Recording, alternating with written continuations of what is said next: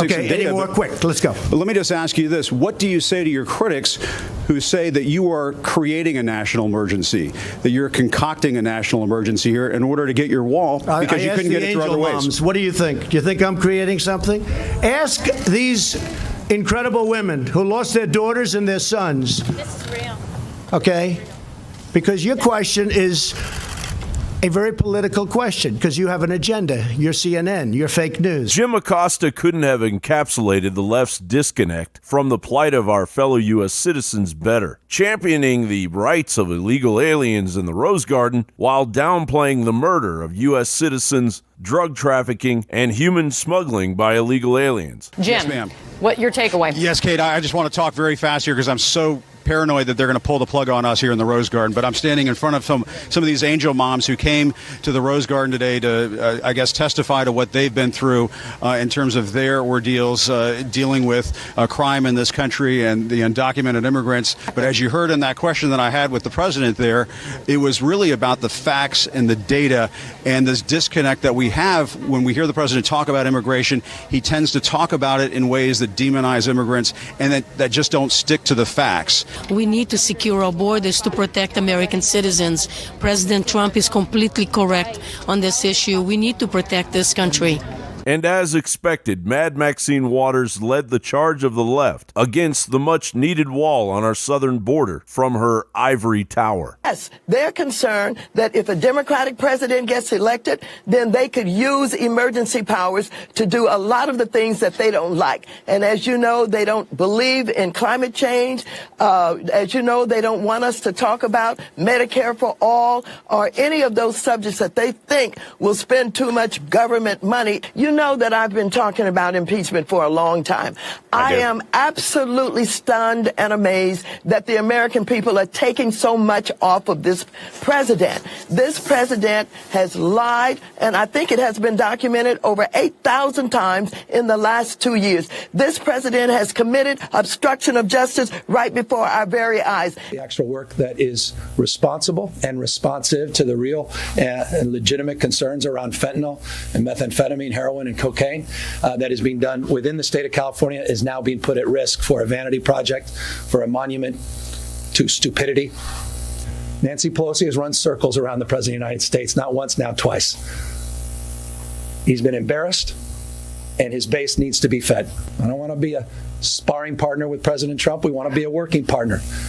But he makes it almost impossible when he plays these games and manufactures a crisis and creates the conditions where we have no other choice than to sue the administration, join other states, join our partners in the federal government to do the same. The House Judiciary Committee announced that it will investigate President Trump's national emergency declaration after Trump admitted during a Friday press conference that he didn't need to do this. But the Democrats, as can be seen by the districts they oversee, have become complacent to what is absolutely necessary to our national security. When the president declares this emergency, first of all, it's not an emergency. What's happening at the border, it's a humanitarian challenge to us. The president has tried to sell a bill of goods to American people. The $72 million San Francisco is spending just to clean up its streets. This is what's called making a truce with illegality.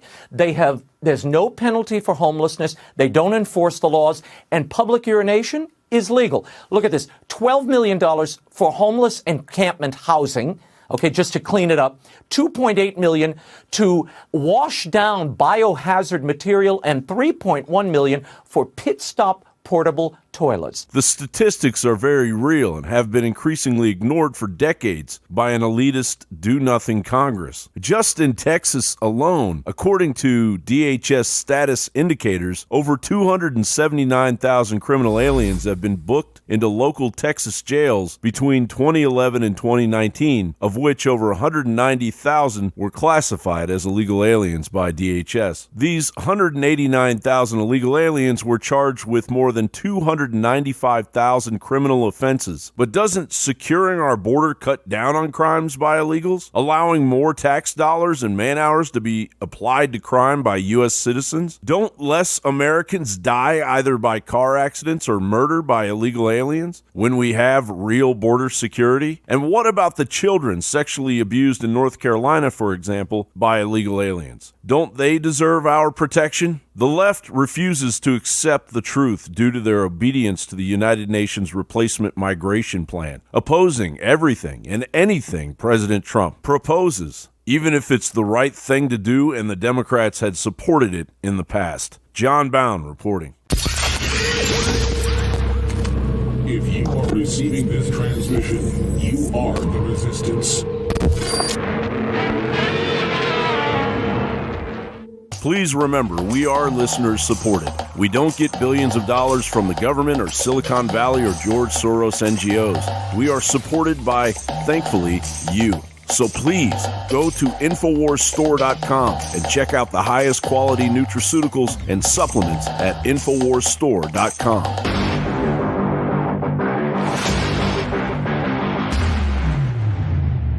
Wars are like 12-round heavyweight boxing championship fights. It's about who wants it, who's prepared to go the longest, and who's ready to do the damage. We took on Hillary Clinton. We stopped her. We got a nationalist in. Nationalists are getting elected all over the world right now. We are winning. But those of us who are at the very front line, at the tip of the spear, are under unprecedented attack. So I come to you each day and try to explain to you that this is a war of attrition. This is about who wants it most. And you know the persecution, the censorship, the sponsors they've taken, everything. I am in your hands. You are in my hands. I need financial support, and I got products you and your family need. It's that simple. Thousands of great products, whatever's award-winning, whatever's best-selling, what folks love, what I love, we bring it to you at InfoWarsStore.com. So please, go to InfoWarsStore.com today. Look at all the great products, because we're in your hands, I'm in your hands, and your support is beyond critical. Thank you.